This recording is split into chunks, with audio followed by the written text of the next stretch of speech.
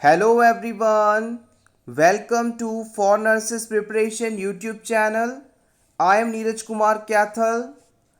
आज के इस वीडियो में हम प्रेगनेंसी के दौरान होने वाली दो इम्पॉर्टेंट डिजीज़ कंडीशन डिस्कस करेंगे।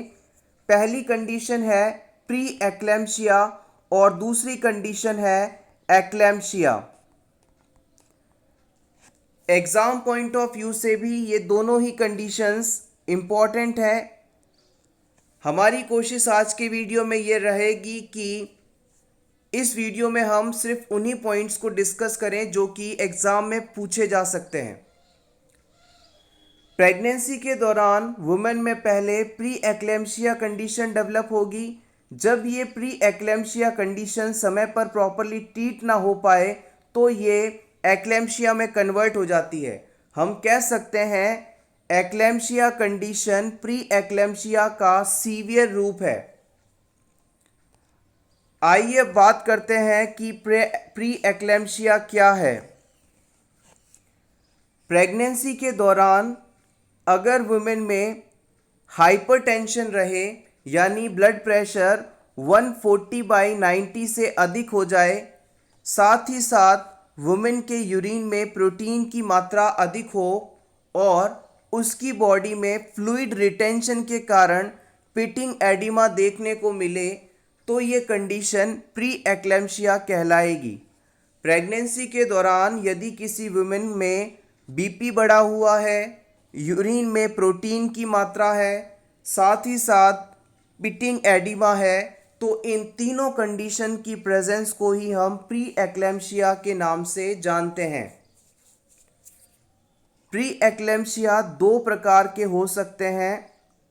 प्री एक्लेम्शिया दो प्रकार के हो सकते हैं। पहला टाइप है माइल्ड प्री एक्लेम्शिया और दूसरा टाइप है सीवियर प्री एक्लेम्शिया।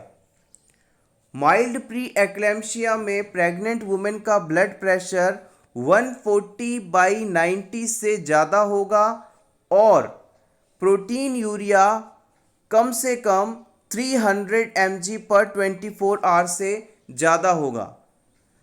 प्रेगनेंसी के दौरान आप किसी वुमेन में 2 या 3 बार अलग अलग समय पर ब्लड प्रेशर चेक करेंगे तो उस दौरान आपको उसका बीपी 140/90 से अधिक मिले, साथ ही साथ उसके यूरिन में प्रोटीन की प्रेजेंस हो कितनी 300 mg पर 24 आवर में, तो ये कंडीशन माइल्ड प्री एक्लेम्शिया कहलाएगी।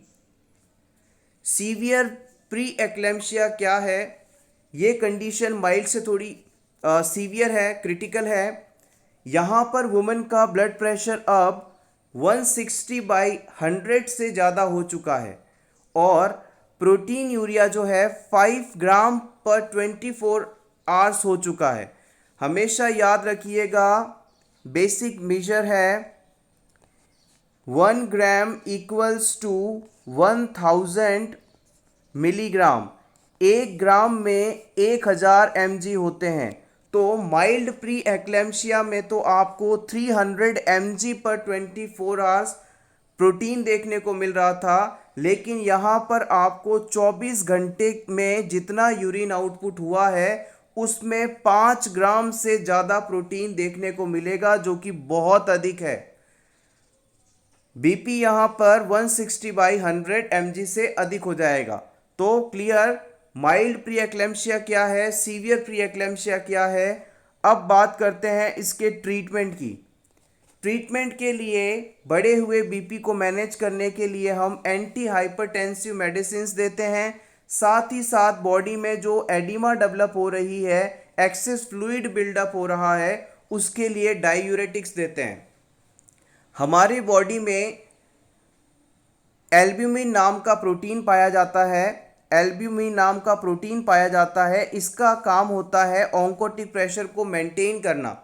अगर किसी वजह से हमारे शरीर में एल्ब्यूमिन की मात्रा कम हो जाए तो हमारे शरीर में फ्लूइड रिटेंशन होने लगता है, पूरी बॉडी पर एडिमा देखने को मिलती है। यहाँ पर भी एक्सेसिव प्रोटीन लॉस के कारण, एल्ब्यूमिन के लॉस के कारण एडिमा डेवलप हो रही थी और इसे ट्रीट करने के लिए ही हम डायूरेटिक्स का यहाँ इस्तेमाल करेंगे। अब बात करते हैं जब वुमेन में प्रॉपर ट्रीटमेंट नहीं हो पाया है प्री एक्लेम्शिया कंडीशन का, तो ये सीवियर फॉर्म में कन्वर्ट हो जाएगा जिसे हम एक्लेम्शिया कहते हैं। एक्लेम्शिया और प्री एक्लेम्शिया में क्या फ़र्क होता है? जब किसी प्री एक्लेम्शिक वुमेन में कन्वल्जन्स आने लगे, फिट्स आने लगे, दौरे पड़ने लगे, सीजर्स आने लगे, तो ये कंडीशन एक्लेम्शिया कहलाती है। प्री एक्लेम्शिया कंडीशन में क्या क्या था? वुमेन का जो बीपी था वो हाई था, इसके साथ साथ प्रोटीन यूरिया कंडीशन थी और बॉडी में एडिमा प्रेजेंट था। अब वुमेन में यदि इसके साथ साथ सीजर्स आने लगे तो ये कंडीशन अब एक्लेम्शिया कहलाएगी। Pre eclampsia complicated with convergence known as eclampsia. Eclampsia में आपको कौन कौन से इंपॉर्टेंट साइन एंड सिम्टम्स देखने को मिलेंगे? सबसे पहले है फ्लशिंग। फ्लशिंग का मतलब होता है शरीर के किसी भी हिस्से का अचानक लाल हो जाना। ब्लड सप्लाई के बढ़ने के कारण किसी भी हिस्से का अचानक लाल हो जाना फ्लशिंग कहलाता है। इसके अलावा हाई बीपी में आपको हेडेक्स देखने को मिलते हैं, वो भी यहाँ पर वुमेन में देखने को मिलेगा। वुमेन में ब्लड विजन की कंप्लेन होगी, साथ ही साथ यहाँ पर यूरिन आउटपुट डिक्रीज होने लगेगा। वुमेन को सीजर्स आएंगे, फिट्स आएंगे, कन्वल्जन्स आएंगे, दौरे पड़ेंगे। ये सभी फाइंडिंग्स आपको एक्लेम्प्टिक वुमेन में देखने को मिलेगी। कई बार आपसे एग्जाम में ये भी पूछ लिया जाता है कि एक्लेम्प्टिक फिट्स जब आते हैं प्रेग्नेंट वुमेन में तो इसकी कितनी स्टेजेस होती हैं या कौन सी स्टेज इसकी है या नहीं है? तो याद रखिएगा एक्लेम्प्टिक फिट्स की 4 स्टेजेस होती हैं। Premonitory stage, tonic stage, clonic stage and stage of coma. ये 4 स्टेजेस आपको देखने को मिलेंगी एक्लेम्प्टिक फिट्स के दौरान।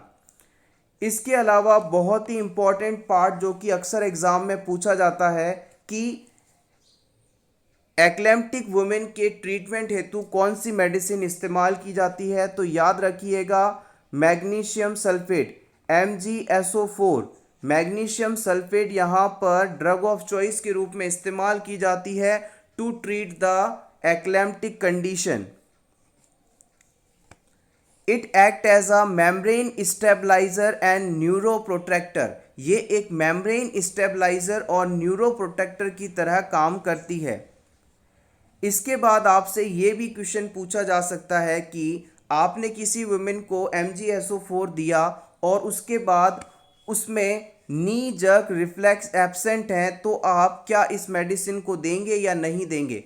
हमेशा याद रखिएगा नेक्स्ट डोज MgSO4 की तभी दी जाती है जब वुमेन में नी जर्क रिफ्लेक्स प्रेजेंट हो।